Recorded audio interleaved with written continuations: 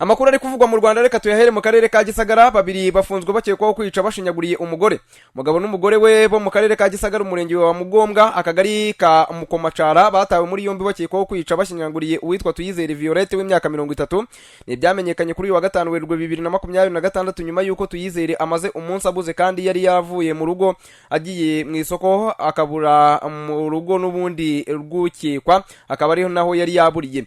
Mwamoko ya byose rero ihera ku mugoroba w'itariki 3 Werurwe 2026 ubwo uyu mugabo yahamagaraga Tuyizere mubwira ko afite ibihimbo ashaka ko amugurira. Mu kuvugana nyakwigendera yemeranije n'umugabo azajya kubifata mu gitondo ubundi ahita abikomezanya n'ubundi mu isoko rya Kabuga naryo riri mu murenge wa Mugombwa. Mu gitondo cyo kuwa 4 Werurwe Tuyizere wari utuye mu murenge wa Kansi akagari ka Sabusaro yabyutse ajya ku isoko ari kumwe na mugenzi we w'umugore bakoranaga ubucuruzi bw'imyaka berekeza ku isoko rya Kabuga ariko babanje kunyura mu rugo rw'uwamwemereye imari ngo nayo ayishore mu isoko. Bageze hafi y'urugo Tuyizere yabwiye mugenzi we kuba agenda undi nawe akajya kumvikana n'uwo gurira ibishyimbo ariko ageze mu rugo ntiyagaruka. Makuru akavuga ko wa mugore mugenzi we yakomeje kugenda gake gake yibwira ko Tuyizere amushyikira arinda agera mu isoko agurisha atarabona mugenzi we agira impungenge yibaza ahari kuko yanamuhamagaraga kuri telefone ntiyitabe. Ibi ngo byatumye rero atangira gushakisha ndetse agera no kuri urwo rugo babanza kubihakana avuga ko bananiranywe mu biciro akigendera ariko kera kabaye inzego z'umutekano zimaze gutabazwa kuwa 5 Werurwe barashyira biyemerera ko bamwishe ndetse bakamucamo ibice byinshi bataye mu bwisho. Abageze aho byabereye bavuga ko uyu mugore yishwe urupfu rubi kuko ibice hafi ya byose yari yabitatanyije, amabere ari ukwayo, umutwe ukwayo ndetse n'amaboko ukwayo.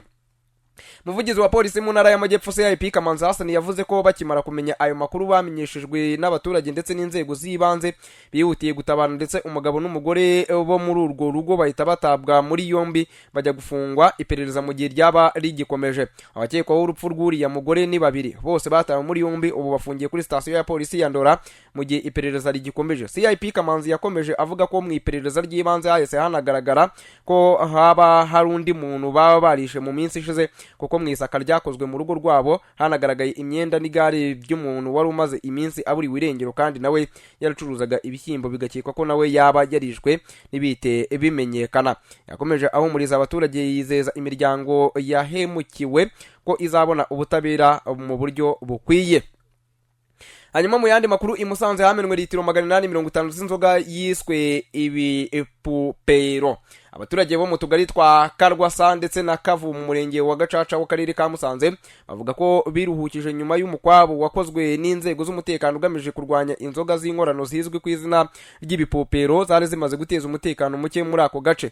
Uyu mukwabo wakozwe rero ku bufatanye n'inzego zitandukanye zirimo polisi y'u Rwanda, urwego rwunganira akarere mu rwego rw'umutekano daso, ingabo hamwe n'umuyobozi w'umurenge ndetse n'abayobozi b'utugari hagamijwe guhashya izo nzoga zitemewe n'amategeko.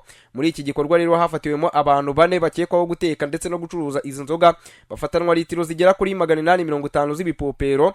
Muri abo ngabo hafashwe harimo turi kumwe w'imyaka 30 y'amavuko wahise ashyikirizwa polisi ikorera mu murenge wa Cyuve kugira ngo akurikiranwe n'amategeko. Abandi bakekwaho kugira uruhare muri ubu bucuruzi nabo baracyashakishwa aho nibafatwa bazahanishwa ibihano birimo n'amande. Bamwe mu baturage bavuga ko iki kigage cyari cyarabaye intandaro y'umutekano muke mu baturage no mu miryango. Umwe utuye aho ngaho muri Gacaca twahaye izina rya Kambari yaravuze ati uwanywaga ibipupero wese yahitaga asinda bikabije.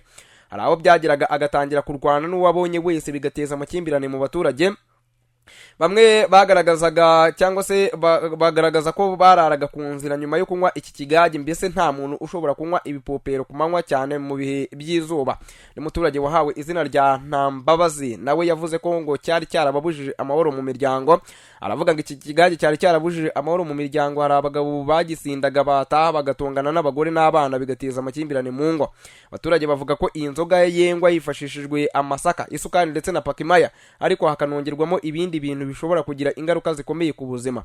Muri byo harimo umuravumba, igisabune kitwa Sarumaka gikoreshwa mu gukora isuku mu bwiherero ndetse na drashe cyangwa se imbetezi zikoreshwa mu ruganda rukora inzoga zemewe n'amategeko rwa Burarirwa zagenewe amatungo. Ibintu abaturage bavuga ko ngo bishobora n'ubundi gutuma iki kigage ahubwo kiba kibi cyane ku buzima bw'abakinywa. Umuvugizi wa polisi y'u Rwanda mu ntara y'Amajyepfo IP Inyansi Ngirabakunzi nawe yemeje ko iki kigage cyari kibangamiye umutekano w'abaturage bo muri ako gace. Avuga ati ibipupero ibitero byari bitangiye guteza ibibazo by'umutekano muke mu baturage. Niyo mpamvu inzego z'umutekano zabimenye zikabimena, ndetse bamwe mu babikoraga bagafatwa kugira ngo bagirwe inama kandi abarenze ku mategeko bahanwe. Yanibukije abaturage kwirinda ibinyobwa bitujuje ubuziranenge kuko bishobora kugira ingaruka ku buzima ndetse no guteza umutekano muke. Abaturage bavuga ko iri zina bita iyi nzoga ryakomotse ku ngaruka iki kigage kigira ku muntu wayinyoye, kuko ngo abura ubwenge agatangira kuvuga amagambo menshi nka radiyo idahagarara, cyangwa se agatangira kuvuga ibintu bidafite aho bihuriye n'imitekerereze isanzwe. Niho abaturage rero bakura imvugo yo gupupera, bisobanura kohereza ibintu byinshi icyarimwe, nk'uko bashyira umwuka mu ipine cyangwa se imodoka n'imashini zisohora umwuka mwinshi. Hanyuma i Muhanga director aravugaho gushaka kunyereza ibikoresho by'ibigo, imigambi ikaza kumupfubana. Bimeze bite? Mu karere ka Muhanga haravugwa inkuru y'umuyobozi w'ishuri ribanza rya Nyabikenke mu murenge wa Rongi arakekwaho kugurisha imifuka 6 ya sima, we agahakana ko atazi aho iyo nkuru imuvugwaho yavuye. Bamwe mu baturage bavuga ko baherutse gufata abantu batwaye imifuka 6 ya sima, bakavuga ko bayihawe n'umuyobozi w'ishuri. Abatanze amakuru bakavuga ko iyo mifuka ikimara kugaruzwa babimenyesheje inzego z'ibanze kugira ngo bakurikirane uyu ukekwaho kwiba ibikoresho by'ishuri kandi ari ushinzwe kubirindira umutekano. Mwe yaravuze ngo dutegereje ibiva mu iperereza kuko twarangije gutanga amakuru. Umuyobozi w'ishuri ribanza rya Nyabikenke ahakana ibimuvugwaho, akavuga ko atabazi. Babahaye amakuru rero baravuga ngo ni bande, niko yibaza ngese ni abaturage b'irongi. Munyamabanga nshingwabikorwa w'umurenge wa Rongi Ndayisenga Placide umwe n'ubundi uyobora uyu murenge bamubajije kuri iki kibazo, avuga ko ngo babaza ubuyobozi bw'akarere. Amakuru ati mushaka kumbaza byaba byiza muyabajije umuyobozi w'akarere kuko burya niba ushinzwe kukavugira. Umuyobozi wungirije ushinzwe imibereho myiza y'abaturage mu karere ka Muhanga Mugabo Gilbert we avuga ko aya makuru bayamenye kandi barimo kugaruza sima n'ubundi zari zaribwe. Mugabo avuga ko ngo ababigizemo uruhare bari gukurikiranwa. Gusa Mugabo ntiyemeye cyangwa se ngo ahakane ko ibivugwa ku muyobozi w'ishuri ari ukuri cyangwa ari ibinyoma. Cyakora avuga ko hari amakuru barimo kugenda begeranya. Amakuru dukesha iyi nkuru Umuseke nyine ufite uvuga ko hari raporo inzego z'ibanze mu murenge zamaze gukora ivuga uruhare rw'uriya muyobozi w'ishuri mu byibwe cyangwa se mwibwa ry'ibikoresho ryabyo, ikaba yarashyikirijwe ubuyobozi bw'akarere. N'ubu ngubu rero akaba ari kugenda akurikiranwa. Hanyuma mu yandi makuru ahari nuko igatsibo Gitifu wa Muhura afunganywe n'abandi barimo uwahuye ndetse na Rutsiro. Hanyuma amakuru agera ku ntumwa yizewe nuko Aurora Jackson acting SM Muhura cyangwa se akora nka sector coordinator muri Gatsibo, arakekwaho icyaha cy'inyandiko mpimbano ndetse no kugera ku makuru ya mudasobwa ugambiriye gukora icyaha.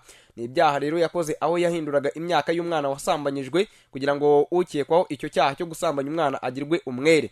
Afunganywe na Ndagijimana Samusoni wari usanzwe ari umunyamabanga nshingwabikorwa w'akagari ka Rugogwe mu karere ka Huye, ndetse na Ntakirutimana Pierre ushinzwe amashyamba mu murenge wa Mukura mu karere ka Rutsiro. Uyu Ndagijimana rero Samusoni yigeze gukorera Kiramuruzi muri Gatsibo, akaba ariho yamenyaniye n'uyu nguyu Aurora.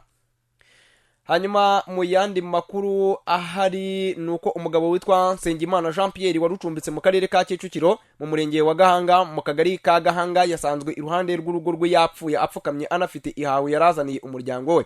Makuru y'urupfu rwe yamenyekanye binyuze muri muramu we wari warayi aho mu rugo rwe, bakaba bari basanzwe banakora akazi kamwe ko kwataka muri gare ya Nyanza. Uyu muramu we ngo yabyutse agiye ku kazi, maze umugore wa nyakwigendera amusaba ko nagera ku kazi amubariza icyamubujije kurara atashye iwe. Undi akigera hanze y'urugo gato asanga ariho nyakwigendera apfukamye yashizemo umwuka. N'urupfu rero rwafashwe nk'urw'amayobera kuko nta gikomere na kimwe yari afite ndetse nta n'ikintu na kimwe cye yaba yambuye, mu gihe n'umugore we avuga ko ngo nta burwayi na bumwe yagiraga ngo habe n'umutwe. Nyakwigendera Nsengimana Jean Pierre wari mu kigero cy'imyaka 36 y'amavuko, asize umuryango ugizwe n'umugore ndetse n'abana babiri. Inzego zibishinzwe rero zari zatangaza ibijyanye n'iyi nkuru. Ngira ngo rero ni ibyo ngibyo birimo kugenda bivugwa muri aya masaha. Hanyuma kandi tutarakomeza ngo dusoze, andi makuru yaba hari na yahe. Hanyuma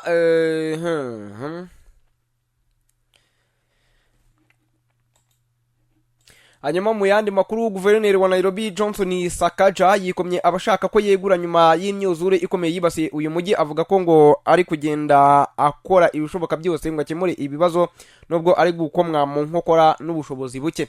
Yabigarutseho nyuma yuko kuwa gatanu tariki ya 6 Werurwe 2026 imvura nyinshi yateye umwuzure ukomeye mu bice bya Nairobi, usiga wishe bamwe abandi ntaho kuba bafite, ndetse ugaragaza ubushobozi buke mu myubakire y'imiyoboro ushinzwe gukusanya no gutwara amazi mu mujyi. Uyu mwuzure bamwe watumye bacikamo ibice batangira gushinja leta kunanirwa gushyira mu bikorwa gahunda zo gukemura ndetse no kubarinda ibiza nk'ibi ngibi by'umwuzure. Asubiza ku byo anengwa, guverineri Sakaja yavuze ko icyo ashyize imbere ari ugukorera abaturage ba Nairobi, hanyuma agakemura ibibazo yifashishije ubushobozi buhari. Ntabwo niganya kwegura, ndacyari mu nshingano kandi buri munsi nzakora ibishoboka byose nkoresheje ibyo dufite nk'umujyi. Birumvikana ko abantu biteze byinshi kandi ndabumva, ariko nshyira umutima wanjye wose mu gukemura ibibazo nkoresheje ibyo mfite.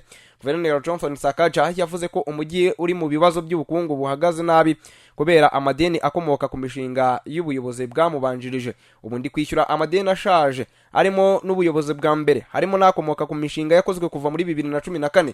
Yakomeje avuga ko ikibazo cy'ubushobozi bw'ingengo y'imari nto yagize uruhare mu gukoma mu nkokora imishinga itandukanye, harimo n'iyo kwagura ndetse no kwita ku bikorwa remezo bikusanya bikanatwara amazi mu mujyi bigamije kurinda imyuzure. Leta ya Kenya yatangaje ko abishwe n'uyu mwuzure watewe n'imvura y'amahindu yaguye mu bice bitandukanye by'iki gihugu bageze kuri 42.